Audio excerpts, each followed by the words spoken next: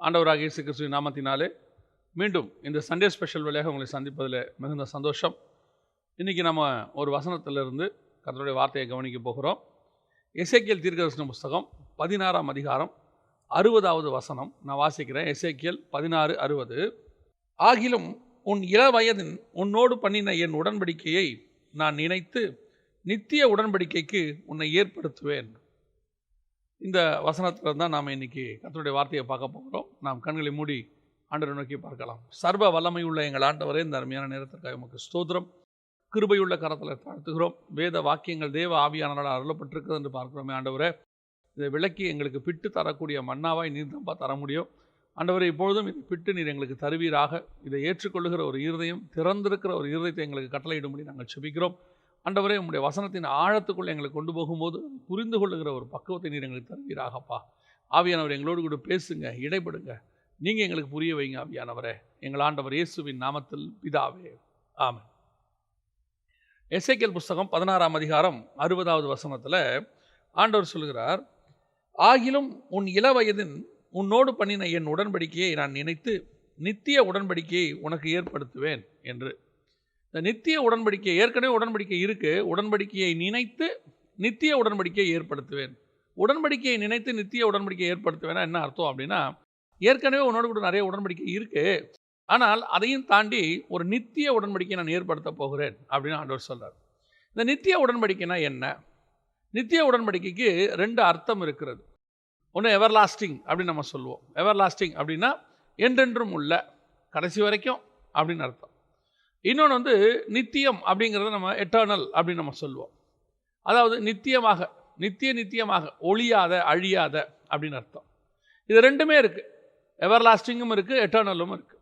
இப்போ இந்த நித்திய உடன்படிக்கைங்கிறத எதெல்லாம் நீங்கள் பார்க்குறீங்க அப்படின்னு சொல்லி இந்த வசனத்தை ஆண்டவர் நித்திய உடன்படிக்கை அப்படின்னு சொல்லும் போது, எது உண்மையிலேயே நித்திய உடன்படிக்கை, எந்த உடன்படிக்கை எட்டர்னல், கடைசி வரைக்கும் நித்தியமாக நம்மோடு கூட வரப்போகிறது, எந்த உடன்படிக்கை வரப்போகுது அப்படின்னு ஒன்று நம்ம இந்த செய்திக்கு முன்னாடி ஒன்று புரிஞ்சுக்கணும். கர்த்தர் உடன்படிக்கை பண்ணினதால் இன்னும் நிறைய விஷயங்கள் நம்மோடு கூட இருக்குது. கர்த்தர் ஒருவேளை உடன்படிக்கை பண்ணாமல் இருந்திருந்தால் இந்நேரம் நாமளே இருந்திருக்க மாட்டோம், பூமி இருந்திருக்காது, எதுவுமே இருக்காது. அவருடைய பார்வைக்கு முன்னாடி, அவர் பரிசுத்தத்துக்கு முன்னாடி, அவருடைய நியாய தீர்ப்புக்கு முன்னாடி இன்னும் நாம் நிர்மூலமாகாமல் இருக்கிறோம் அப்படின்னா அவர் ஏதோ ஒரு விதத்தில் நம்மோடு கூட அக்ரிமெண்ட் போட்டிருக்கிறார். அந்த அக்ரிமெண்ட்டை அவர் மதிச்சுக்கிட்டு இருக்கிறார். ஒருவேளை அந்த அக்ரிமெண்ட்டை நம்ம மதிக்கிறோமோ இல்லையோ, அந்த அக்ரிமெண்ட்டுக்கு அவர் மதிப்பு கொடுக்குறார். அதன் விளைவாகத்தான் இன்னும் நாம் சர்வை பண்ணுறோம், இன்னும் நாம் இருந்துக்கிட்டே இருக்கிறோம். ஸோ அந்த நித்திய உடன்படிக்கை அப்படின்னு சொல்லக்கூடிய அந்த உடன்படிக்கை அப்படிங்கிற அக்ரிமெண்ட், இதை தான் நம்ம இனி கொஞ்சம் பார்க்க போகிறோம். எது உடன்படிக்கை, எது நித்திய உடன்படிக்கை? ஆனால் வேதத்தில் ஆண்டவர் ஒரு சில இடங்களில், குறிப்பாக ஒரு 5-6 இடங்களில் நித்திய உடன்படிக்கைங்கிறதான ஒரு பதத்தை உபயோகப்படுத்துகிறாரு. இப்போ நம்ம ஃபஸ்ட்டு அதை நம்ம வரிசையாக பார்த்துருவோம்.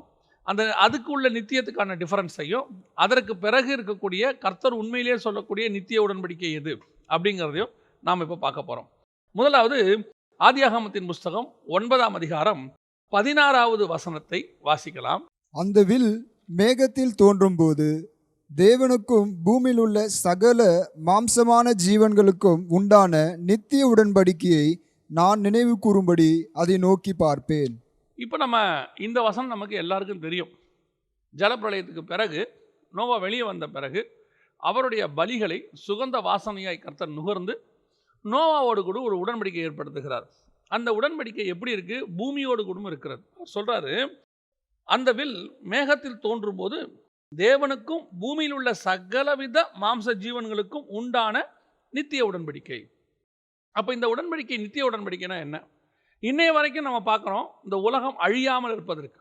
அழிவுனா என்ன? பார்த்தா அழிவு வருது. இதெல்லாம் நம்ம கர்த்தரை அழிக்கிறாருன்னு நம்ம சொல்லவே முடியாது. ஏன் அப்படின்னா, என்னுடைய அறிவுக்கு எட்டினது நான் சொல்கிறேன். தேவன் நமக்கு ஒரு அமைப்பை ஏற்படுத்தி கொடுத்தார். உதாரணமாக கடல் இருக்குது, கடற்கரை இருக்கிறது, அதை ஒட்டி ஆண்டவர் சில காரியங்கள், நம்ம மரம் செடி கொடிகள் இப்படிலாம் இருக்குது, அதுக்கப்புறம் நகரம் இருக்குது. இப்படி ஒரு அமைப்பை கர்த்தர் ஏற்படுத்தி கொடுத்துருக்காருன்னு வச்சுக்கோங்களேன். இப்போ நம்ம என்ன பண்ணுறோம் அப்படின்னா, ஒன்று இந்த கடற்கரையை பெருசாக்குறோம். அதாவது மண்ணை கொட்டி ரீக்ளைம் லேண்ட் அப்படின்னு சொல்லுவாங்க, ரீக்ளைம் பண்ணுறோம். அப்படியே போட்டு மண்ணை கொட்டி கடலில் போய் நம்ம என்ன செய்கிறோம், நகரத்தை உண்டாக்க தொடங்குகிறோம். இடம் பத்தலை எங்களுக்கு அப்படின்னு சொல்லி. அப்போது அதற்கு பிறகு இயற்கையானது, அந்த கடலானது ஒரு காலகட்டத்தில் திருப்பி அதை எடுக்கும். தன்னுடைய இடத்துக்கு அது வந்துரும். அதை எடுக்காம அது விடவே விடாது. அது மாதிரி தான் இயற்கை எல்லாத்துக்கும் ஆண்டவர் ஒரு எல்லைகளை வகுத்திருக்கிறார்.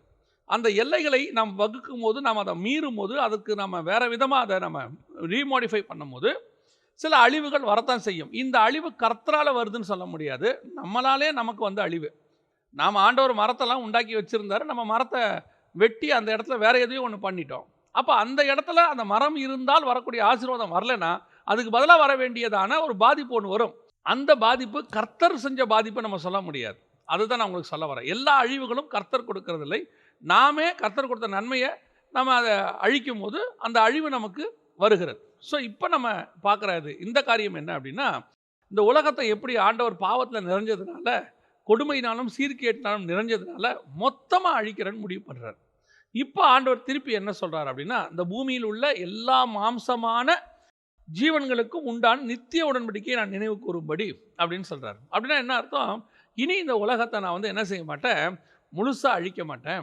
அழிக்காமல் என்னுடைய வில்லை கொண்டு நான் வானத்தில் வைக்கிறேன். அது ஒரு அடையாளமாக இருக்கும்.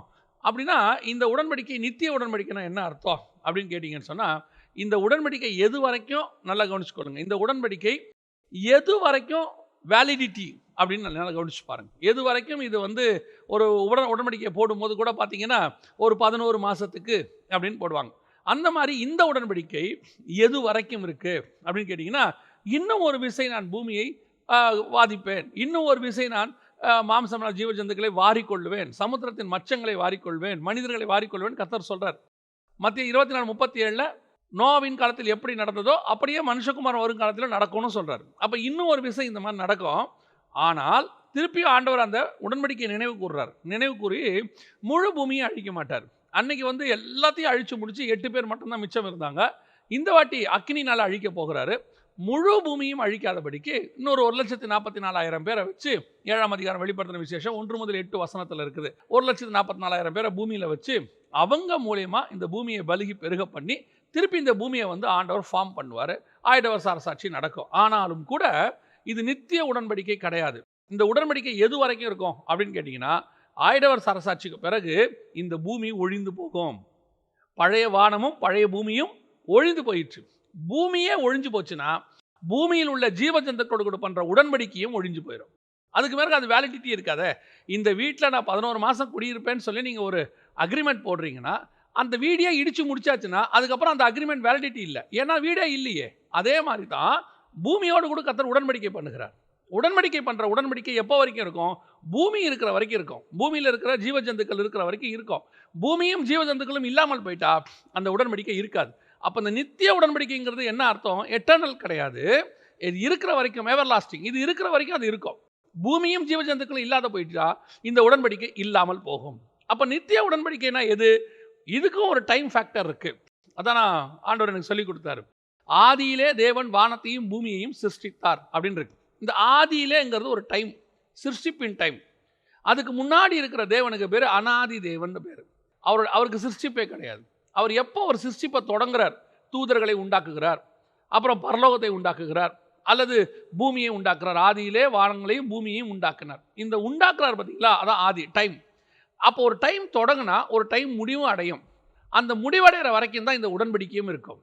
அந்த உடன்படிக்கை அந்த டைமோட கூட முடிஞ்சிடும். அவ்வளோதான். அது வரைக்கும் தான் வேலிடிட்டி.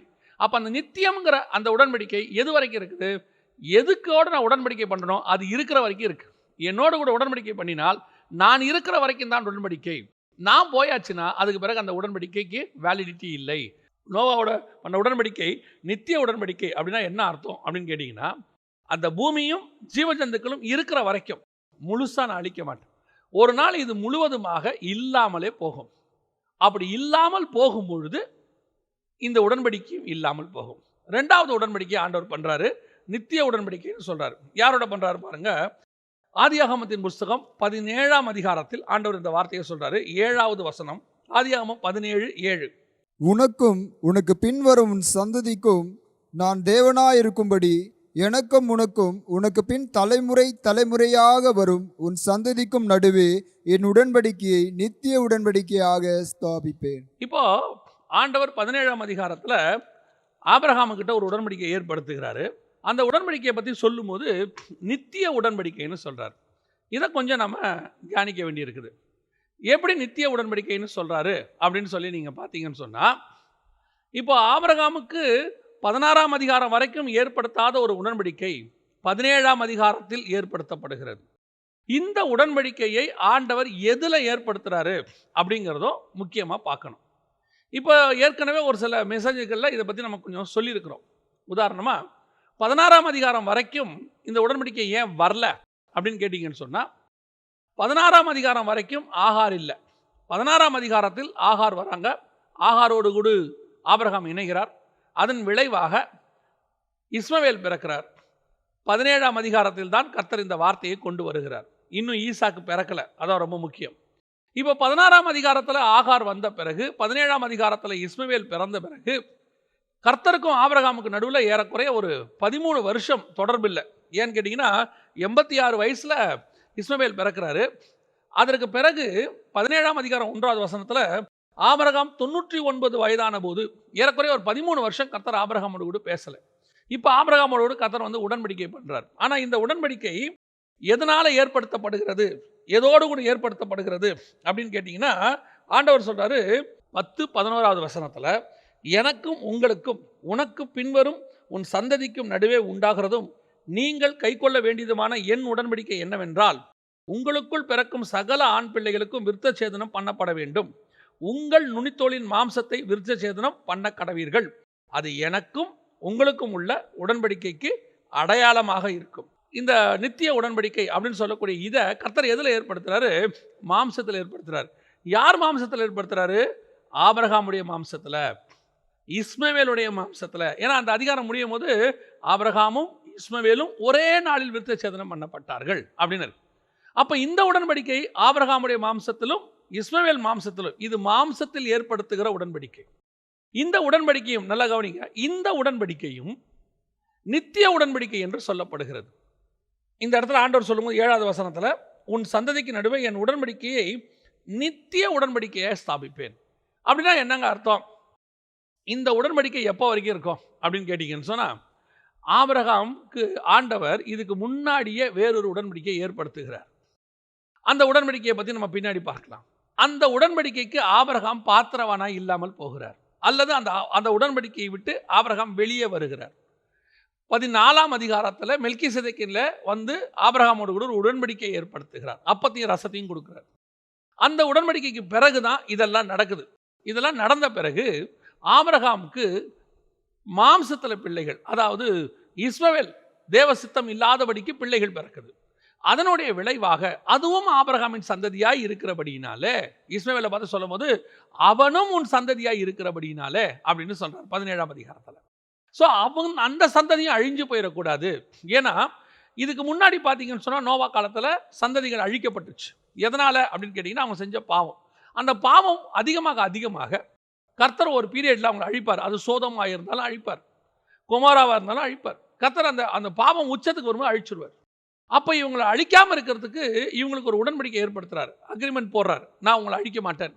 ஆனால் இந்த அக்ரிமெண்ட்டை அவருடைய மாம்சத்தில் பண்ணலை, மனுஷனுடைய மாம்சத்தில் பண்ணுறார். நீ ஓ மாம்சத்தில் எங்கிட்ட பண்ணு, இந்த உடன்படிக்கையே பண்ணு. இதை நீ பண்ணிட்டீன்னா, இதை நீ ரெகுலராக மெயின்டைன் பண்ணினா உன்னை நான் அழிக்க மாட்டேன். ஒரு வேளை உனக்குள்ள பாவம் இருக்கும், நான் பாவத்தை பார்க்க மாட்டேன், சுத்த கண்ணன். ஆனால் ஒருவேளை இந்த உடன்படிக்கை நிமித்தமாக நான் உன்னிடத்தில் கிருபையாக இருப்பேன், மனம் இறங்குவேன், அல்லது இதை அழிக்காதபடிக்கு உனக்கும் எனக்கும் நடுவில் இது உடன்படிக்கையாக இருக்கும். ஏன்னா அவர் பரிசுத்தர் அப்படின்னு இருக்கு. இப்போ என்ன நடக்குது? இந்த உடன்படிக்கை ஏற்படுத்தப்படுகிறது. இது நித்திய உடன்படிக்கைன்னு இருக்கு. ஆனால் இந்த உடன்படிக்கையை செய்கிறவர்கள்னு ஒருத்தர் இருக்கிறாங்க. எதில் செய்யப்படுது? மாம்சத்தில் செய்யப்படுது. மாம்சத்தில் இருக்கிற வரைக்கும் தான் இந்த உடன்படிக்கை வேலிடிட்டி. நல்லா கவனிச்சுக்கொள்ளுங்க. பூமி இருக்கிற வரைக்கும் தான் நோவோட பண்ண உடன்படிக்கை வேலிடிட்டி. அதே மாதிரி ஆபிரகாமோடு கூட பண்ண இந்த உடன்படிக்கை எது வரைக்கும் வேலிடிட்டி அப்படின்னு கேட்டிங்கன்னா, மாம்சம்னு ஒன்று இருக்கிற வரைக்கும் தான் இது வேலிடிட்டி. மாம்சம்னு ஒன்று இல்லாத வரைக்கும் இது வேலிடிட்டிக்குள்ளே வராது. ஏன்னா மாம்சம் இருந்தால் தானே நீங்கள் விருத்த சேதனமே பண்ணுவீங்க. மாம்சம் இல்லாட்டி எப்படி விருத்த சேதனம் பண்ணுவீங்க? அப்போ மாம்சம் இல்லாத காலம் வரும்போது இது எப்படி நித்திய உடன்படிக்கை ஆகும்? எப்போ மாம்சம் இல்லாத காலம் வரும்? ஒரு நாள் வரும், ஆயிடவர் அரசாட்சிக்கு பிறகு ஒரு நியாய தீர்ப்பு, வெள்ளை சிங்காசன நியாய தீர்ப்பு வரும்.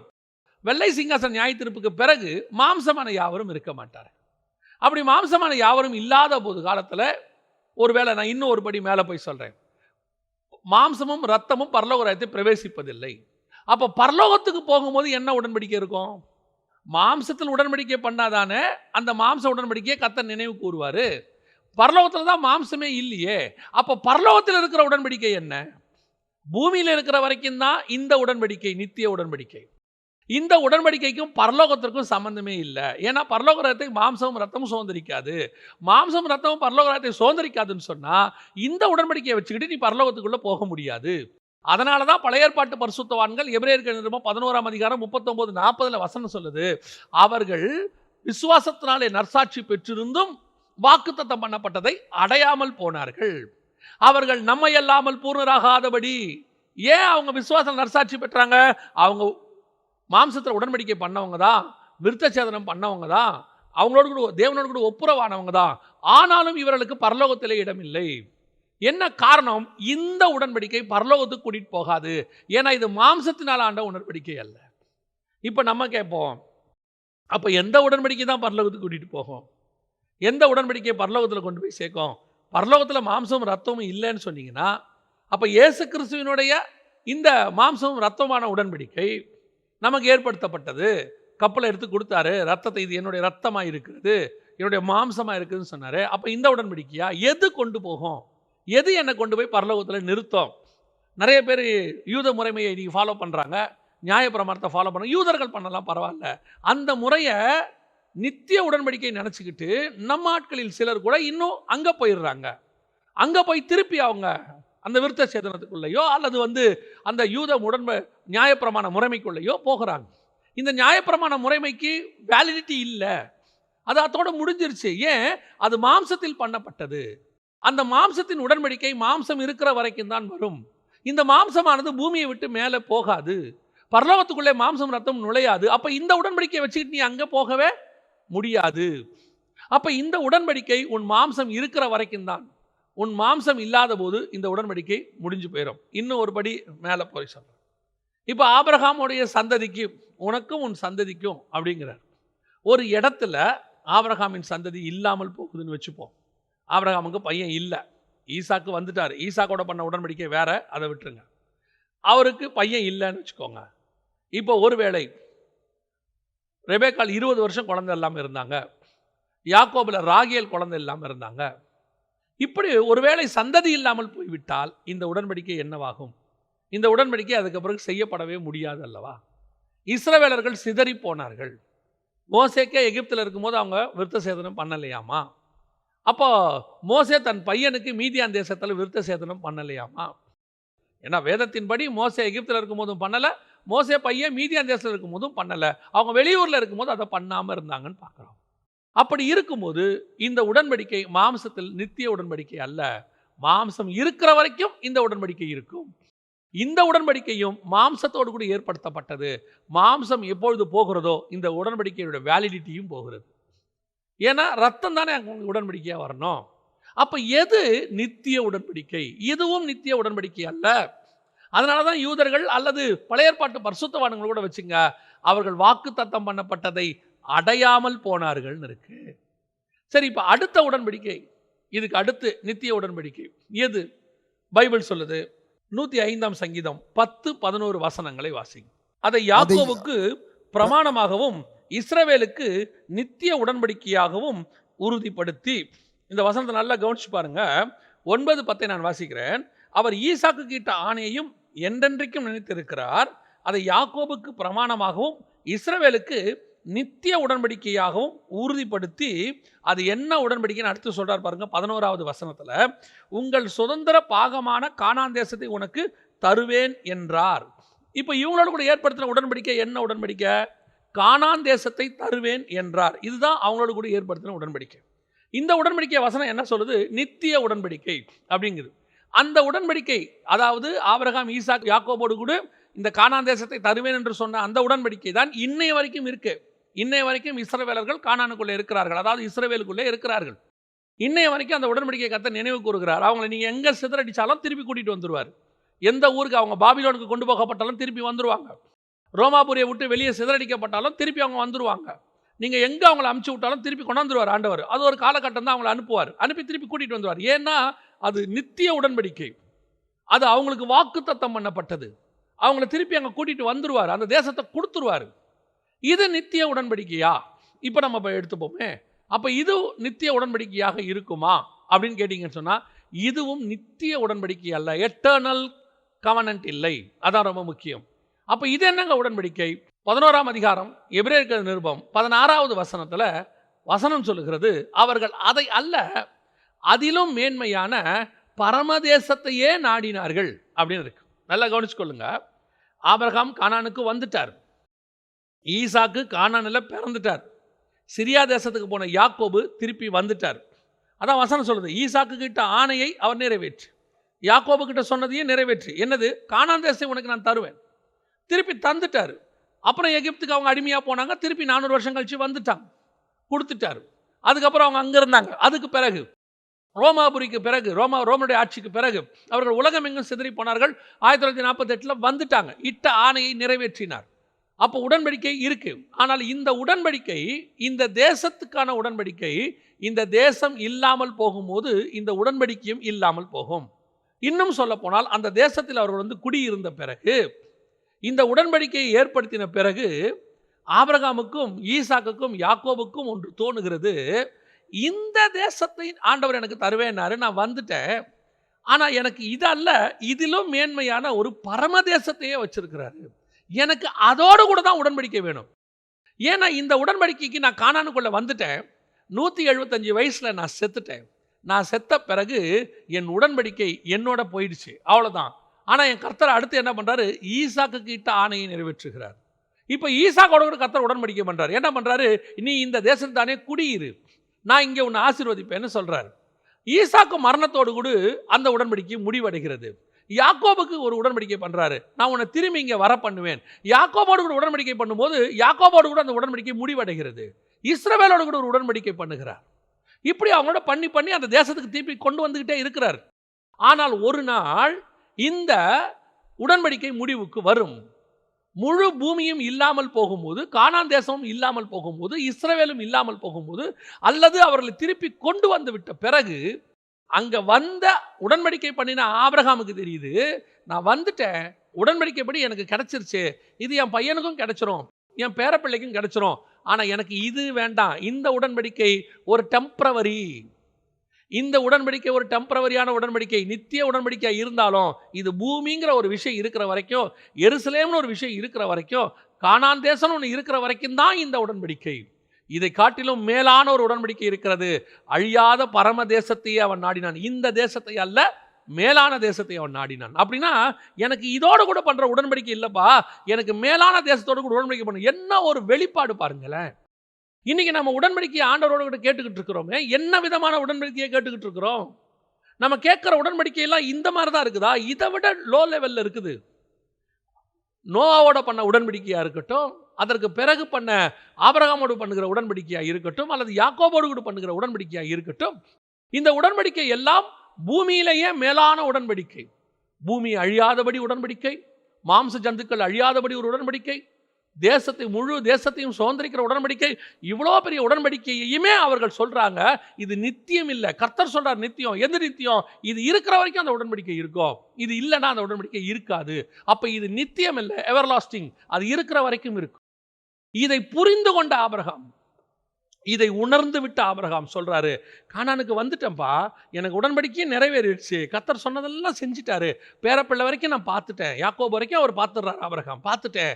ஆனால் இது அல்ல, இதிலும் மேலான பரமதேசம், அதுக்கு ஒரு உடன்படிக்கை இருக்குது, அந்த உடன்படிக்கையை நான் செய்யணும். அப்படின்னா இதுவும் நித்தியமான உடன்படிக்கை அல்ல, இதிலும் மேலான ஒரு உடன்படிக்கை இருக்கிறது. சரி, அது என்ன உடன்படிக்கை? வேற ஏதாவது ஒரு நித்திய உடன்படிக்கை இருக்குதா? இதை விட மேலான ஒரு உடன்படிக்கை இருக்குதா அப்படின்னு கேட்டிங்கன்னா, இப்போ ஆபிரகாம் ஈசாக்கு யாக்கோபுக்கு அப்புறம் இஸ்ரவேலோடு கூட ஒரு கர்த்தர் உடன்படிக்கை பண்ணுகிறார். இஸ்ரவேல் ஜனங்களோடு கூட, இஸ்ரவேல் சபையோடு கூட பண்ணுகிறார். யாத்ராகமத்தின் புஸ்தகம் 31ஆம் அதிகாரம் 16வது வசனம். யாத்ராகமத்தின் புஸ்தகம் 31ஆம் அதிகாரம் 16வது வசனம்.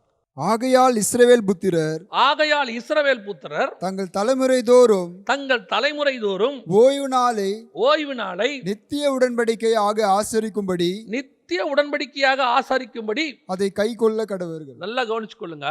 இந்த ஓய்வு நாளை ஆண்டவர் நித்திய உடன்படிக்கையா மாத்துறார். நித்திய உடன்படிக்கையா என்ன சொல்றாரு? இது ரொம்ப முக்கியமான விஷயம். நிறைய பேருக்கு இந்த ஓய்வு நாளை குறித்ததான வாதங்கள் இருக்கிறது, தர்க்கங்கள் இருக்கிறது, சந்தேகங்கள் இருக்கிறது. நான் வாதத்துக்கும் வரவில்லை, தர்க்கத்துக்கும் வரவில்லை. நான் வசனத்தின் அடிப்படையில் போகிறேன். ஓய்வு நாள் எப்பொழுது உடன்படிக்கையாக ஏற்படுத்தப்பட்டது? அதுதான் ரொம்ப முக்கியம். யாரோடு ஏற்படுத்தப்பட்டது? அது அதை விட முக்கியம். ஓய்வு நாள் இருக்கிறது, ஆனால் உடன்படிக்கையாக எப்பொழுது மாறியது? ஆபிரகாமுடைய மாம்சம் இருக்கிறது, ஆனால் மாம்சத்தில் எப்பொழுது உடன்படிக்கை வந்தது? 17ஆம் அதிகாரம் ஆதியாகமத்தின் புஸ்தகத்தில் தான் மாம்சத்தில் உடன்படிக்கை வருகிறது. அது வரைக்கும் மாம்சத்தில் உடன்படிக்கை இல்லை, விருத்த சேதனம் உடன்படிக்கையாக இல்லை. அதே மாதிரி தான் ஓய்வு நாளும் இருக்கிறது, ஆனால் ஓய்வு நாள் எப்பொழுது உடன்படிக்கையாக ஏற்படுத்தப்பட்டது? இப்போ ஆபிரகாமு கொண்டு விருத்த சேதனம் உடன்படிக்கையாக ஏற்படுத்தப்பட்டபடியினால ஆதாம் காலத்திலிருந்தே இந்த ஓய்வு நாள் எனக்கு உடன்படிக்கை அப்படின்னு சொன்னால் தப்பாக போயிடும்.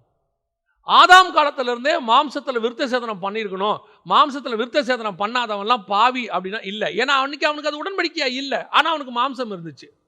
அதே மாதிரி தான் ஓய்வு நாள் இருந்துச்சு, அது உடன்படிக்கையாக இல்லை. அதே மாதிரி ஓய்வு நாள் எப்பொழுது உடன்படிக்கை ஏற்படுத்தப்படுகிறது?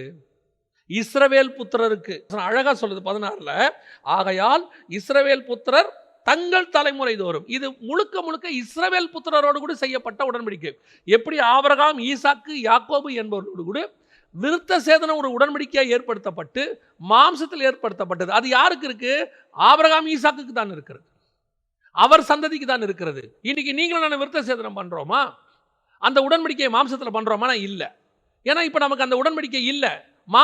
மாம்சத்துக்கான காரியம் முடிவடைந்து விட்டது. அப்படின்னா மாம்சத்திலே இல்லையா? இல்லை, மாம்சத்துக்கான காரியம் முடிவடைந்து விட்டதுன்னா இனி நான் மாம்சத்தில் இருந்தாலும் எனக்கு உடன்படிக்கை மாம்சத்தில் தேவைப்படவில்லை. ஆவியானவர் எனக்குள்ள வந்து விட்டபடினால இனி என் உடன்படிக்கை ஆவியில் இருக்கிறது, மாம்சத்தில் இல்லை. அதே மாதிரி தான் ஓய்வு நாள் என்கிற உடன்படிக்கையானது எப்பொழுது வரைக்கும் அந்த ஓய்வு நாள் உடன்படிக்கை இருக்கிறது, அதை நீங்க பார்க்கணும். இது யாருக்கு ஏற்படுத்தப்பட்டது? இஸ்ரவேலர்களுக்கு ஏற்படுத்தப்பட்டது. அதுவும் எப்பொழுது? எகிப்திலிருந்து விடுதலையான பிறகு ஏற்படுத்தப்படுகிறது.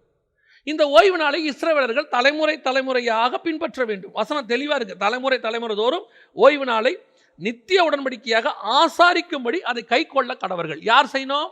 இஸ்ரவேல் புத்திரர் செய்யணும். அப்ப இந்த ஓய்வு நாள் என்கிற உடன்படிக்கை நித்திய உடன்படிக்கையா? ஒரு சிலர் சொல்லுகிறபடி அது கடைசி வரைக்கும் இருக்கிற உடன்படிக்கையா அப்படின்னு கேட்டீங்கன்னா இல்லை. இஸ்ரவேல் புத்திரருக்கு அது உடன்படிக்கை. இஸ்ரவேல் புத்திரர் எப்போது தங்கள் தேசத்துக்குள்ளே இருந்து அவர்களை ஆசாரிக்கிறார்களோ அது அவங்களுக்கு உடன்படிக்கை. ஆனால் இந்த ஓய்வு நாளுக்குரியதான ஆசாரிப்பு இஸ்ரவேல் புத்திரர் தேசத்தை விட்டு வெளியே போன பிறகு அது ஆசாரிக்கிறதும் ஆசாரிக்காததும் அவருடைய விருப்பம். இப்போ உதாரணமா ஓய்வு நாள தானியேல் ஆசாரிச்சிருப்பாரா? பாபிலோன்ல நெகேமியா ஆசாரிச்சிருப்பாரா? எஸ்தர் ஆசாரிச்சிருப்பாங்களா? மொர்தெக்காய் ஆசாரிச்சிருப்பாரா? பவுல் கடல் மேல 14 நாள் இருந்தாரே, ஆசாரிச்சிருப்பாரா? இந்த உடன்படிக்கை எங்கே முடிவுக்கு வருகிறது அப்படின்னு பார்க்கணும். ஓய்வு நாள் என்பது முடிவுக்கு வந்துவிட்ட உடன்படிக்கையா? இதுல தான் ஒரு சின்ன விஷயமும் இருக்கு. இது டெம்பரவரியா நிறுத்தப்பட்டிருக்கிற உடன்படிக்கை. இது மீண்டும் கிருபையின் காலம் முடிஞ்ச பிறகு நியாயப்பிரமாண காலம்னு ஒன்று வரும்போது அப்பொழுது யூதர்கள் அதை ஃபாலோ பண்ணுவார்கள். அதனால தான் யூதர்களுக்கு ஆண்டவர் சொன்னாரு, நீங்கள் ஓடி போவது மாரிக்காலத்திலாவது ஓய்வு நாளாவது இல்லாதபடிக்கு பாதுகாத்துக் கொள்ளுங்கன்னு சொல்வார். அப்ப இந்த ஓய்வு நாள் உடன்படிக்கை என்பது எப்பொழுது வருகிறது? அது இஸ்ரவேல் புத்திரரோடு ஏற்படுத்தப்பட்டு எப்பொழுது உடன்படிக்கை இஸ்ரவேலோடு கூட முடிவடைகிறதோ, ஏன்னா நியாயப்பிரமாணம் இஸ்ரவேலோடு கூட முடிவடைந்து விட்டது. இப்போ நியாயப்பிரமாணத்தின் முறைமையின்படி நாம இல்லை. அப்ப நியாயப்பிரமாணத்தின் முறைமையின்படி நீங்கள் நான் இல்லைன்னா இந்த ஓய்வு நாள் உடன்படிக்கையும் இப்பொழுது இல்லை. இது நித்திய உடன்படிக்கைனா என்ன அர்த்தம்? இஸ்ரவேல் புத்திரர் நியாயப்பிரமாணத்தை எப்பொழுதெல்லாம் கை கொள்ளுகிறார்களோ அப்போது வரைக்கும் இது இருக்கும். எப்பொழுது இஸ்ரவேல் புத்திரர் இல்லாமல் போகிறார்களோ, எப்பொழுது நியாயப்பிரமாணம் இல்லாமல் போகிறதோ அப்பொழுது ஓய்வு நாளும் இல்லாமல் போகும். இப்போ ஆபிரகாமுக்கும் ஈசாக்குக்கும் இந்த யாக்கோபுக்கும் இந்த ஓய்வு நாள் பிரமாணமாக இல்லை. ஏன்னா அப்பொழுது இஸ்ரவேலர்கள் இல்லை. ஆபிரகாம் இஸ்ரவேலன் இல்லை, எபிரேயன். ஈசாக்கு இஸ்ரவேலன் இல்லை, எபிரேயன். யாக்கோபு தான் இஸ்ரவேல். ஆனால் உடன்படிக்கை வரவில்லை. இஸ்ரவேலுடைய புத்திரருக்கு அது வந்தது, மோசேயின் மூலமாக வந்து அப்பொழுது அது ஓய்வு நாளாக மாற்றப்பட்டது. அது வரைக்கும் ஆபிரகாம் ஓய்வு நாளை ஃபாலோ பண்ணார்னு இல்லை, ஈசாக்கு ஃபாலோ பண்ணார்னு இல்லை. இந்த உடன்படிக்கை ஒரு நாள் ஏற்படுத்தப்பட்டது. எப்படி நோவாவோட பண்ணாரோ, ஆபிரகாமோடு கூட பண்ணாரோ, அதே மாதிரி தான் ஈசாக்கோட பண்ணாரோ, அதே மாதிரி தான் இஸ்ரவேல் புத்திரரோடையும் பண்றார். இதுவும் நித்தியமா இருக்க முடியாது. ஏன் முடியாது? ஒரு நாள் இந்த தேவனை தேடுகிற காலம், நியாயப்பிரமாண காலம் ஒரு முடிவுக்கு வரும்போது ஓய்வு நாளும் முடிவுக்கு வந்துடும். ஒரு நாள் நியாயப்பிரமாணம் திருப்பி தொடங்கும் போது 7 வருஷம் உபத்திரவ காலம் வரும்போது அவர்கள் மீண்டும் அதை ஃபாலோ பண்ண தொடங்குவார்கள். மீண்டும் அது இல்லாமல் போகும். இப்படி ஒரு பூமியே இல்லை அப்படின்னு சொன்னா எப்படி அப்புறம் இந்த உடன்படிக்கை இருக்கும் சொல்லுங்க? இஸ்ரவேல் புத்திரரே இந்த பூமியிலேயே இல்லை அப்படின்னா எப்படி இருக்கும்? நம்ம எப்படி அதை ஆசாரிக்க முடியும்? அப்போ நல்லா தெளிவாக தெரிஞ்சுக்கொள்ளணும், எந்த உடன்படிக்கையும் நித்திய உடன்படிக்கை அல்ல. நோவாவோடு பண்ணதும் நித்திய உடன்படிக்கை அல்ல.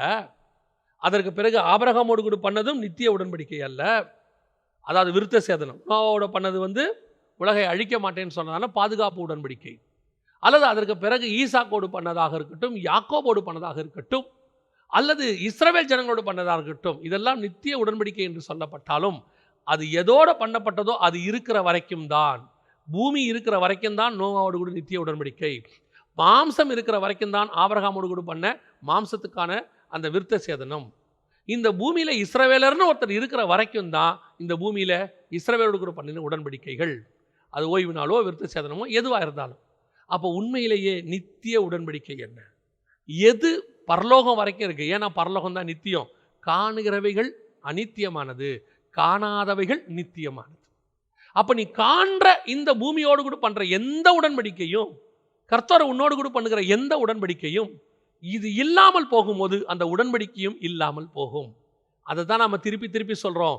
உன்னுடைய சிந்தனை, தாட்டு, உன்னுடைய எதிர்பார்ப்பு எல்லாம் நித்திய உடன்படிக்கையை நோக்கி இருக்க வேண்டும், பரலோகத்தை நோக்கி இருக்கணும். அழிய போகிற இந்த உடன்படிக்கையோடு கூட, முடிவிட போகிற இந்த உடன்படிக்கையோடு கூட நீ எதிர்பார்த்திருப்பாயானா ஒரு டெம்பரவரி, நீங்கள் இருக்கிற வரைக்கும் அது இருக்கும். அந்த டெம்பரவரி உடன்படிக்கை தான் மேலானது நீ நினச்சிக்கிட்டு அதுக்கு பின்னாடியே இஸ்ரவேலர்கள் மாதிரி நீ ஓடிக்கிட்டே இருப்பினா நித்திய உடன்படிக்கை உனக்கு கிடைக்காமல் போயிடும், அல்லது நித்திய உடன்படிக்கை உனக்கு தெரியாமல் போயிடும். நீங்கள் நித்திய உடன்படிக்கை இருக்கிற இடத்துக்கு போகாமல் போயிடுவீங்க. எது நித்திய உடன்படிக்கை? எப்படி ஆண்டவர் நம்மோடு கூட அந்த உடன்படிக்கையை பண்ணுகிறார்?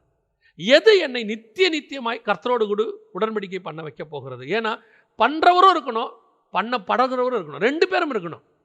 2 பேரும் கடைசி வரைக்கும் இருந்தால் தான் அது நித்திய உடன்படிக்கை. 2 பேரும் பண்ணுறாங்க, அதில் ஒன்று இல்லாமல் போயிடுச்சுன்னா அந்த உடன்படிக்கை இல்லாமல் போயிடும். கர்த்தர் பூமியோட பண்ணார், பூமி இல்லாமல் போச்சுன்னா அந்த உடன்படிக்கை போயிடுச்சு. கர்த்தர் மாம்சத்தோடு பண்ணுறாரு, மாம்சம் இல்லாமல் போயிடுச்சுன்னா அது போயிடுச்சு. கர்த்தர் ஓய்வு நாளோடு கூட பண்ணுகிறார், ஓய்வு நாள் இல்லாமல் போச்சுன்னா அந்த உடன்படிக்கை போயிடுச்சு. அப்போ எது நித்திய உடன்படிக்கை? ஆண்டவர் எதோடு கூட உடன்படிக்கை பண்ணுகிறாரோ அது நித்தியமாக இருக்கணும். ஏன்னா இவர் நித்தியமானவர். 2 பேர் இருந்தால் தான் அது நித்திய உடன்படிக்கை. அப்போ எந்த உடன்படிக்கை நித்தியமாக இருக்கிறது? இப்போது ஒரு வசனத்தை நான் வெளிப்படுத்தின விசேஷத்திலிருந்து வாசிக்கிறேன். அந்த வசனத்தை வாசித்த போது எனக்கு ஒரு சில காரியங்களை ஆண்டவர் எனக்கு சொல்லிக் கொடுத்தார். வெளிப்படுத்தின விசேஷம் 4ஆம் அதிகாரத்தில் ஒரு காரியம் இருக்கிறது. கர்த்தர் அங்கே ஒரு விஷயம் சொல்கிறார் பாருங்க. இதை நம்ம சாதாரணமாக படிச்சுட்டு போயிருந்திருப்போம், ஆனால் அதுக்கு பின்னாடி ஒரு மகத்துவமான காரியம் இருக்குது. வெளிப்படுத்தின விசேஷம் 4ஆம் அதிகாரம் 2-3 வசனங்களை நான் வாசிக்கலாம். 4ஆம் அதிகாரம் 2-3 வசனம். உடனே ஆவிக்குள்ளானேன், அப்பொழுது இதோ வானத்தில் ஒரு சிங்காசனம் வைக்கப்பட்டிருந்தது. அந்த சிங்காசனத்தின் மேல் ஒருவர் வீற்றிருந்தார். வீற்றிருந்தவர் பார்வைக்கு வஜ்ர கல்லுக்கும் பதுமராகத்துக்கும் ஒப்பாயிருந்தார். அந்த சிங்காசனத்தை சுற்றி ஒரு வானவில் இருந்தது. அது பார்வைக்கு மரகதம் போல் தோன்றிற்று. சிங்காசனத்தை சுற்றிலும் ஒரு வானவில் இருந்தது. அது பார்வைக்கு மரகதம் போல் தோன்றிற்று. நமக்கு பொறுத்த வரைக்கும் வானவில் என்பது நமக்கு தெரியும். என்னன்னு கேட்டால், இப்போ நம்ம 9ஆம் அதிகாரத்தில் வாசித்தோம் இல்லையா? ஆதியாகமத்தின் புஸ்தகத்தில் கர்த்தர் நோவாவோட பண்ணும்போது என்ன சொல்கிறார் அந்த வசனம் பாருங்க. அப்பொழுது 15-16 வாசிக்கிறேன். அப்பொழுது எல்லா மாம்ச ஜீவன்களையும் அழிக்க இனி ஜலமானது பிரளயமாய் பெருகாதபடிக்கு எனக்கும் உங்களுக்கும் மாம்சமான சகல ஜீவ ஜந்துகளுக்கும் உண்டான என் உடன்படிக்கையை நினைவு கூறுவேன். அந்த வில் மேகத்தில் தோன்றும் போது தேவனுக்கும் பூமியில் உள்ள சகலவித மாம்ச ஜீவன்களுக்கும் உண்டான நித்திய உடன்படிக்கையை நான் நினைவு கூறும்படி அதை நோக்கி பார்ப்பேன். நல்லா கவனிங்க. இந்த வில் என்பது கர்த்தர் உடன்படிக்கையை நோக்கி பார்ப்பதற்கு. அது ஒரு காரணமாக இருக்குது. அந்த வில் அப்படி வந்த உடனே ஐயோ இவங்களை நான் அழிக்கக்கூடாது அப்படின்னு சொல்லி அந்த வில் ஒரு உடன்படிக்கையின் அடையாளமாக இருக்குது. நம்ம உடன்படிக்கை அடையாளமாக என்ன பண்ணுவோம்னா ஒரு சைன் பண்ணுவோம், உடன்படிக்கைக்கு ஒரு கை நாட்டு வைப்போம், சாட்சி கையெழுத்து ஒருத்தரை போட சொல்லுவோம். நான் ஒருத்தரோட உடன்படிக்கை பண்ணிட்டாலும் எங்கள் 2 பேருக்கு நடுவில் ஒருத்தர் சாட்சி வேணும். அது அது அந்த அவரை பார்க்கும்போது இந்த உடன்படிக்கை எனக்கு ஞாபகத்துக்கு வரும். அதே மாதிரி தான் ஆண்டவர் இந்த வில்லை சொல்கிறார். இப்போ நீங்கள் பரலோகத்தில் பாருங்கள், 4ஆம் அதிகாரம் 2-3 வசனத்தில் வீற்றிருந்தவர் பார்வைக்கு வஜ்ரக்கல்லுக்கும் பதுமராகத்துக்கும் ஒப்பாய் இருந்தார். அந்த சிங்காசனத்தை சுற்றி ஒரு வானவில் இருந்தது, அது பார்வைக்கு மரகதம் போல் தோன்றியது. ரொம்ப ஆச்சரியம் என்ன அப்படின்னு கேட்டிங்கன்னு சொன்னால், இந்த மரகதம் போல இருக்குது. வானவில்லுனாலே நம்ம எல்லாருக்கும் என்ன தெரியும்? வானவில் 7 கலர், அதான் நம்ம சொல்லுவோம். விப்யார்னு நம்ம சொல்லுவோம் இல்லையா? வயலட், இண்டிகோ, இதெல்லாம் நம்ம சொல்லுவோம், க்ரீன் அப்படின்னு சொல்லி. வானவில் 7 கலரில் தான் நமக்கு தெரியும், அதுக்கு பேர் தான் வானவில். ஆனால் வசனம் இங்கே என்ன சொல்லுது? ஒரு வில் இருந்தது, அது பார்வைக்கு மரகதம் போல் இருந்தது. அப்போ அந்த வில் என்பது ஒரு உடன்படிக்கை, நமக்கு நல்லா தெரியுது. இப்போ இவர் சிங்காசனத்துக்கிட்டே நிற்கிறார், உட்கார்ந்துருக்கிறார் பிதாவாகிய தேவன். இப்போ உங்களுக்கும் எனக்கும் என்ன வாக்கு தத்துவம் அப்படின்னு கேட்டிங்கன்னா, சிங்காசனத்தில் கிட்டி நெருங்கி சேருகிறோம்னு இருக்கு. சிங்காசனத்தில் கிட்டி நெருங்கி சேருகிறோம். அப்போ சிங்காசனத்துக்கிட்ட போகிற நீங்களும் நானும் மாம்சத்திலிருந்து பூமியிலிருந்து வந்தவங்க, பாவத்தில் உருவானவங்க, தாயின் கருவிலே பாவத்தில் உருவானவங்க. இப்போ நம்மளை ஆண்டவர் என்ன பண்ணியிருக்கிறாரு? ஒரு உடன்படிக்கையினால மீட்டு இருக்கிறார். நமக்கு தெரியும், கம்யூனியன் எடுக்கிறோம், உடன்படிக்கையில் மீட்டு இருக்கிறார். இதை பற்றி நான் பின்னாடி இன்னும் கொஞ்சம் தெளிவாக நம்ம பேசுவோம். அப்போ அந்த உடன்படிக்கையில் மீட்டெடுத்த இவங்க அங்கே வராங்க. அப்போ நல்லா கவனிச்சுக்கொள்ளுங்க, உடன்படிக்கை பண்ண 2 பேர் வராங்க. இவங்க உடன்படிக்கை பண்ணவங்க மீட்கப்பட்டு பரலோகத்துக்கிட்ட ஒருவரும் சேரக்கூடாத ஒளியிலே வாசம் பண்ணக்கூடிய பிதாவாகிய தேவன் கிட்ட இவங்க வராங்க. இவங்க யாரு? இவரை பார்க்கவே முடியாதவங்க, என்னை கண்ட ஒருவனும் உயிரோடு கூட இருக்க முடியாது. அப்ப இவங்க எந்த விதமான தகுதி அடைந்தவர்கள் அல்ல. இவர்களுக்கு இருக்கிற ஒரே தகுதி இயேசுவின் ரத்தத்தோடு கூட உடன்படிக்கை பண்ணினவர்கள், அவ்வளவுதான். இந்த உடன்படிக்கை இவங்க பண்ணியிருக்காங்க, அப்பமும் ரசமும் எடுத்திருக்கிறாங்க. இந்த உடன்படிக்கை இவரோடு கூட நெருங்கி சேர வைக்கிறது. அந்த மகா பரிசுத்த ஸ்தலத்தை ஓபன் பண்ணி கொடுத்துருச்சு. அந்த மரணத்தின் வழியாக, மாம்சம் என்கிற திரைச்சீலையின் வழியாக ஓபன் பண்ணி கொடுத்துருச்சு. இப்போ நான் அது உள்ள கிட்டி நெருங்கி சேர போறேன். நான் இருந்தாலும், நான் உடன்படிக்கை பண்ணி இருந்தாலும், இவருக்கு எனக்கு எந்த ஈக்குவலும் இல்லை. இவரு பரிசுத்தம் உள்ள தேவன், பயங்கரமான தேவன், அவர் அக்கினிமயமானவர். எனக்கு உடன்படிக்கை பண்ணிட்டேங்கிறது எனக்கு ஒரு பெரிய ரிலீஃப். என்கிட்ட வீசா இருக்கு, பாஸ்போர்ட் இருக்கு, நான் இறங்கி அந்த நாட்டுக்குள்ள போக முடியும். ஆனா அந்த நாட்டினுடைய கிளைமேட்டோ, அந்த நாட்டுடைய காரியங்களோ எதுவும் எனக்கு உகந்ததல்ல. நான் அதுக்கு தகுதியானவனும் இல்லை. நான் இப்போ அதுக்கு ஏற்ற மாதிரி என்னை மாற்றிக்கிட்டு இருக்கிறேன். கொஞ்சம் கொஞ்சமா அதுக்கு ஏற்ற ட்ரெஸ்ஸு, அதுக்கு ஏற்ற மாதிரி சாப்பாடு எல்லாத்தையும் ரெடி பண்ணிக்கிட்டு இருக்கிறேன். பரலோகத்துக்கு ஏற்ற மாதிரி என்னை மாற்றிக்கிட்டு இருக்கிறேன். அப்போ நான் உடன்படிக்கை பண்ணப்பட்டிருந்தாலும் நான் போகிறேன். எங்கே போகிறேன்? அவரை சந்திக்க போகிறேன். அவரை சந்திக்க போகும்போது இவருடைய பரிசுத்தம் என்னை அழிக்காதபடி, இவருக்குள்ள இருக்கிற வல்லமை என்னை அழித்து விடாதபடிக்கு, எனக்கு ஏற்கனவே ஒரு உடன்படிக்கையை தேவனோட பண்ணி இருந்தாலும், ஒரு பரிந்து பேசுகிற ரத்தம் இருந்தாலும், அந்த இடத்துல சிங்காசனத்தை சுற்றி ஒரு வில் இருக்கு. அந்த வில் என்னை அழிக்காதபடிக்கு என் பிதாவாகிய தேவனுக்கும் எனக்கும் நடுவில் ஒரு அடையாளமாய் இருக்கிறது. இது என்ன வில்? பார்வைக்கு மரகதம் போல் இருந்தது. என்ன மரகதம் போல் இருந்தது? மரகதம் போல் இருந்ததுன்னா என்ன அர்த்தம்?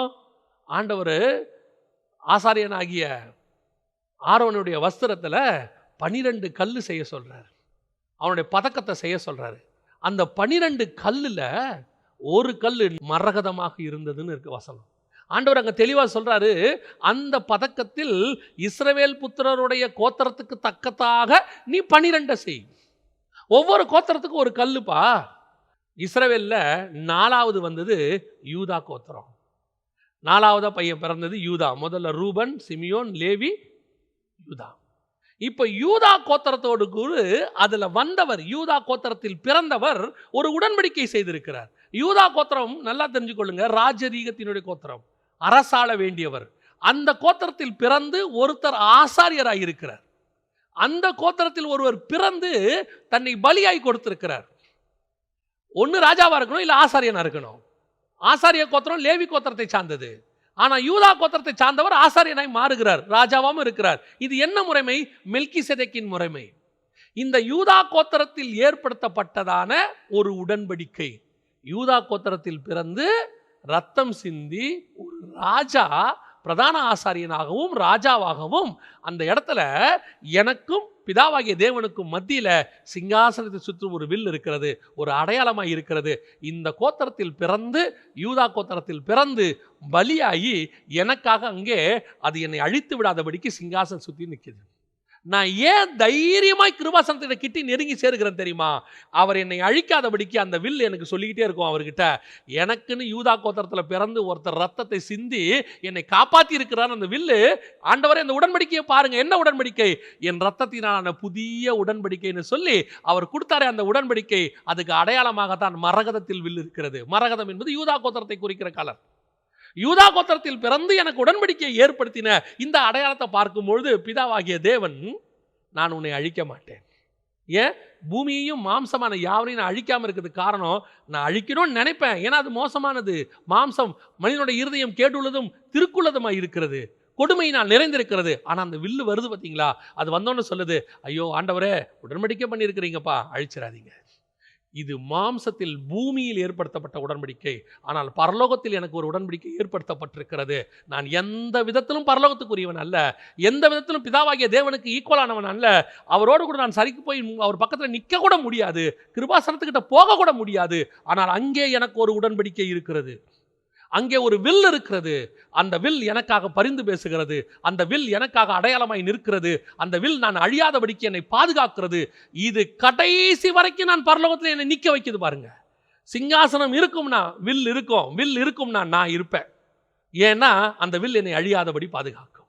இதற்கு பேர் தான் நித்திய உடன்படிக்கை. ஏன் தெரியுமா? பூமி இருக்கிற வரைக்கும் தான் வில் இருக்கும். பூமியே அழிஞ்சிருச்சுன்னா அந்த உடன்படிக்கைக்கு வேலிடிட்டி இல்லை. வில்லு வந்தும் பிரயோஜனம் இல்லையா? பூமியே இல்லைப்பா, அதுக்கப்புறம் அந்த வில்லை வச்சு என்ன பண்ணுறது? ஆனால் பரலோகம் கண்டிப்பாக இருக்கும். பரலோகத்தில் போகிற நீங்களும் நானும் நித்தியமாக இருக்க போகிறோம். நித்தியமாக இருக்க போகிற நீங்களும் நானும் அங்கே நித்தியமாக இருப்பதற்கு என்ன காரணம்? அந்த வில் நமக்காக எப்பொழுதும் அங்கே நிற்கும். சிங்காசனம் சுற்றி ஒரு மரகதம் நின்று கொண்டே இருக்கும். இந்த மாம்சத்தில் இருக்கிற உங்களுக்கும் எனக்கும் எப்பேற்பட்ட ஒரு ஆசீர்வாதம் பாருங்க. கர்த்தர் நோவாவோடு கூட பண்ணதும், ஆபிரகாமோடு கூட பண்ணதும், ஈசாக்கு யாக்கோபோடு கூட பண்ணதும், இஸ்ரவேலோடு பண்ண உடன்படிக்கையெல்லாம் நித்திய உடன்படிக்கை என்று பூமியில் சொல்லப்பட்டது. உண்மையான நித்திய உடன்படிக்கையை கர்த்தர் உன்னோடும் என்னோடும் தான் பண்ணியிருக்கிறார். மாம்சத்தோடும் இரத்தத்தோடும் அல்ல, ஆண்டவர் தம்முடைய ஜீவனை கொடுத்து பரிந்து பேசுகிற ஒரு உடன்படிக்கை பண்ணியிருக்கிறார். இந்த உடன்படிக்கை பூமி இருக்கிற வரைக்கும் தான் இஸ்ரவேலுக்கு உடன்படிக்கை. பூமி இருக்கிற வரைக்கும் தான் மாம்சத்துக்கான உடன்படிக்கை. மாம்சம் இருக்கிற வரைக்கும் தான் விருத்த சேதனம். ஆனால் பரலோகம் இருக்கிற வரைக்கும், அந்த வில் இருக்கிற வரைக்கும் நமக்கான உடன்படிக்கை இருந்து கொண்டே இருக்கும். இதுதான் நாம் நித்தியமாய் அவர்களோட கூட சேரப்போகிறோம். இந்த உடன்படிக்கையை தான் கர்த்தர் உங்களுக்கும் எனக்கும் ஏற்படுத்தி வச்சிருக்கிறார். இதுதான் உண்மையிலேயே நித்தியமான உடன்படிக்கை. இப்போ வாசிங்க, எசேக்கியேல் புஸ்தகம் 16ஆம் அதிகாரம் 60வது வசனத்தை வாசிங்க. எசேக்கியேல் 16:60. ஆகிலும் உன் இளவயதில் உன்னோடு பண்ணின என் உடன்படிக்கையை நான் நினைத்து, இது நியாயப்பிரமாணம், இஸ்ரவேல் கூட பண்ணினது, நினைத்து நித்திய உடன்படிக்கையை உனக்கு ஏற்படுத்துவேன். யூதா கோத்திரத்தின் வழியாக இஸ்ரவேல் மூலமாக உலகத்துக்கு கர்த்தர் ஒரு நித்திய உடன்படிக்கையை ஏற்படுத்தினார். அதான் இயேசு கிறிஸ்துவின் மூலமாக ஏற்படுத்தப்பட்டதான உடன்படிக்கை என் இரத்தத்தினால புதிய உடன்படிக்கையாக இருக்கிறது. இந்த ரத்தம் எந்த கோத்திரத்தின் வழியாக வந்தது? யூதா கோத்திரத்தின் வழியாக வந்தது. யூதா கோத்திரத்து வழியாக வந்த இந்த உடன்படிக்கை உங்களையும் என்னையும் பரலோகத்திற்கு கொண்டு போச்சு. அதனால தான் பவுல் சொல்றாரு, நாம் கிருபாசனத்தில் நெருங்கி தைரியமாய் கிட்ட நெருங்கி சேருகிறோம். அப்போ கொண்டு போகிற இடத்துல ஒரு வில் இருக்கிறது. அந்த வில் என் உடன்படிக்கைக்கு அடையாளமாய் மரகதம் போல் இருக்கிறது. அது எனக்காக என் பிதாவாகிய தேவனுக்கு முன்பாக ஒவ்வொரு நாளும் நினைவு கூறிக்கொண்டிருக்கிறது. இங்கே இருக்கிறவன் மாம்சத்திலிருந்து வந்தவன் தான் ஆண்டவரே, பலவீனமான ஆண்டவரே, அவன் ஒன்றும் இல்லாதவன் தான் ஆண்டவரே. ஆனால் அவன் இயேசுவின் ரத்தத்தால் மீட்கப்பட்டவன் ஆண்டவரே. அவனை நீங்கள் அழிக்க முடியாது ஆண்டவரே. ஏன்? நீங்கள் உடன்படிக்கை பண்ணியிருக்கீங்கப்பா, அவர் ரத்தத்தால் மீட்கப்பட்டவங்களை அழிக்க மாட்டேன்னு உடன்படிக்கை பண்ணி வச்சுருக்கிறீங்க. அதுக்கு அடையாளமாக தான்ப்பா உங்கள் சிங்காசனத்துக்கிட்டே நாங்கள் எதை போட்டு வச்சுருக்கிறோம்? வில்லு போட்டிருக்கிறோம். வானத்தில் இருந்த வில்லு இல்லை, உங்கள் சிங்காசனத்துக்கு பக்கத்திலே வில்லு வச்சுருக்கிறோம். அந்த வில்லை நீங்கள் பார்க்கும் போதெல்லாம் இவனை நான் அழிக்க முடியாது. ஏன்? என் குமாரனுடைய ரத்தத்தால் மீட்கப்பட்டவன், எனக்காக அவன் மீட்கப்பட்டவன், என் குமாரனின் சாயல்ல அவன் இருக்கிறான். என் குமாரனாலே கொண்டு வரப்பட்டவன். அதுதான் கர்த்தர் உங்களோடு என்னோட பண்ணின நித்திய உடன்படிக்கை. இந்த உடன்படிக்கைக்கு நீங்களும் நானும் பாத்திரவானா இருக்கிறோமா? இப்போ நீங்கள் எடுக்கிற கம்யூனியன் இருக்குதே, நீங்கள் எடுக்கக்கூடியதான இந்த அப்பமும் ரசமும் இருக்குதே, இது ஏதோ நீங்கள் சடங்காச்சாரமாக எடுத்துக்கிட்டு இருக்கிறதா நினைக்கிறீங்க. மாதத்தில் ஒரு நாள் எனக்கு அது ஒரு சடங்காச்சாரம், கண்டிப்பாக எடுக்கணும், எடுக்காவிட்டா பாஸ்டர் கேட்பாரு, கோச்சிப்பாரு. இல்லைங்க, இது நித்தியத்துக்குள்ளே கொண்டு போகிறதான ஒரு அடையாளம். நான் வருமளவும் என்னை நினைவு கூறும்படி இது செய்யுங்கள். இந்த உடன்படிக்கை இங்கே முடிஞ்சு அங்கே தொடங்கும், அங்கே போய் அந்த அடையாளமாக வில்லாக நிற்கும்.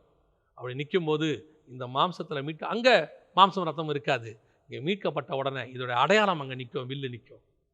அப்போனா இந்த கம்யூனியனை நம்ம எப்படி எடுக்கணும்? இந்த கம்யூனியனுக்கு என்ன இம்பார்ட்டன்ஸ்? இது உங்களை எங்கே கொண்டு போய் நிறுத்த போது? நித்திய உடன்படிக்கைக்குள்ளே நிறுத்த போகுது. இது உடன்படிக்கை எப்படி இருக்கிறது? இது எப்படி அசட்டை பண்ணப்பட்டது? இது எப்படி அசட்டை பண்ணப்பட்டு யார் யார் கையிலிருந்து இந்த உடன்படிக்கை? இந்த உடன்படிக்கை நித்திய உடன்படிக்கைன்னு சொல்கிறோம் இல்லையா? இது ஏதோ இயேசு வந்த பிறகு வந்தது நீங்கள் நினைக்கிறீங்களா? இல்லை, இது பரலோகத்தில் இருந்த உடன்படிக்கை. அது ஆதாம் வழியாக வந்தது, அது இயேசு வழியாக பூரணப்பட்டது. இந்த உடன்படிக்கை இப்போ நம்ம சொல்கிறோமே கம்யூனியனு, இது ஏதோ புதுசாக இயேசு கொடுத்தாரு, ஃப்ரெஷ்ஷாக ஆரம்பிச்சது நீங்கள் நினச்சிங்கன்னா அதுவும் இல்லை. இது வேதத்தில் பழைய ஏற்பாட்டில் பலரிடத்துல கர்த்தர் எதிர்பார்த்தது, அது நடக்காமல் போச்சு. இயேசு தான் அதை பூரணப்படுத்தினார். எப்படி அது பரலோகத்தில் இருந்துச்சு, யார் வழியாக பூமிக்கு வந்துச்சு, எப்படி அது அசட்டை பண்ணப்பட்டது, அது எப்படி மீண்டுமாக இயேசு வழியாக பூரணப்படுத்தப்பட்டு நித்தியத்துக்குள்ளே வந்துருச்சு அப்படிங்கிறத கர்த்தருக்கு சித்தமானால் நம்ம அடுத்த வேத பாடத்தில் படிக்க போகிறோம். நாம் கண்களை மூடி ஜெபிக்கலாமா? ஒப்பு கொடுத்து ஜெபம் பண்ணுங்க. ஏதோ உங்களுக்கும் எனக்கும் மாம்சத்தில் ஆண்டவர் உடன்படிக்கை ஏற்படுத்தலை, ஓய்வு நாள் மூலமாக உடன்படிக்கை ஏற்படுத்தலை. இப்போ நம்ம எந்த நாள் வேணால் ஆராதிக்கிறோம். லாக்டவுன் வந்துச்சு, வெள்ளிக்கிழமையில் ஆராதித்தோம், சனிக்கிழமையில் ஆராதித்தோம், கிடைச்ச நாளெல்லாம் ஆராதித்தோம். இப்போது மாம்சத்தோடு கூட ஏற்படுத்தப்பட்ட உடன்படிக்கை அழிவுக்கான உடன்படிக்கை அல்ல. இப்போ நம்மளை ஆண்டவர் பாதுகாக்கிறார், பறந்து காக்கிற பட்சியை போல பாதுகாக்கிறார். இனி மாம்சத்தினால் வந்த உடன்படிக்கையோ, ஓய்வு நாள் உடன்படிக்கையோ, அல்லது தேசத்துக்கான இந்த தேசத்தை சுதந்திரிப்பா என்ற உடன்படிக்கையோ, இதெல்லாம் நமக்கு உடன்படிக்கையே கிடையாது. இதெல்லாம் போயிருச்சு, முடிஞ்சிருச்சு. நமக்கு நித்திய உடன்படிக்கை ஒன்று இருக்கிறது. அந்த உடன்படிக்கையை தான் கர்த்தர் நமக்கு நினைவு கூற போகிறார். அதைத்தான் நீங்களும் நானும் கனமுள்ளதாய் பார்த்து கொள்ளணும். 2 பேரும் அதை மதிச்சாதான் அது உடன்படிக்கை. கொடுத்தவர் மட்டும் மதிச்சா இல்லை, எடுக்கிறவங்களும் மதிக்கணும். நம்ம ஜெபம் பண்ணலாமா? எங்கள் சர்வ வல்லமை உள்ள தகப்பனே, எப்பேற்பட்ட ஒரு பாக்கியத்தை, ஸ்லாக்கியத்தை நீர் எங்களுக்கு உருவாக்கி வைத்தீரப்பா. எங்களுக்கு முன்பதாகவே நியமித்து வைத்தீர்னு சொன்ன அந்த ஸ்லாக்கியத்துக்கு நாங்கள் தகுதி உடையவர்களே இல்லை ஆண்டவரே. ஆபிரகாமுக்கு முன்பதாகவே அதை எங்களுக்காக நியமித்து வைத்தீர் ஆண்டவரே. உலகத் தோற்றத்துக்கு முன்பதாகவே எங்களுக்கென்றதை நியமித்து வைத்தீர் ஆண்டவரே. அந்த மகத்துவமான உடன்படிக்கையை நாங்கள் முடிவு பரியந்தம் காத்துக்கொள்ள, நாங்கள் இருக்கிற வரைக்கும் காத்துக்கொள்ள நீர் கிருபை பாராட்டுங்கப்பா ஆண்டவரே. இதை நாங்கள் அசட்டை பண்ணாதபடி, அபாத்திரமாய் போஜனமானம் பண்ணாதபடி, அதை உண்மையும் உத்தவமாய் எடுக்க கிருபை தாரும். ஆசீர்வதியும். இந்த காரியங்கள், இந்த சத்தியங்கள் எங்களுக்குள் புரிய எங்களுக்கு கிருபை பாராட்டும். எங்கள் ஆண்டவர் இயேசுவின் நாமத்தில் பிதாவே.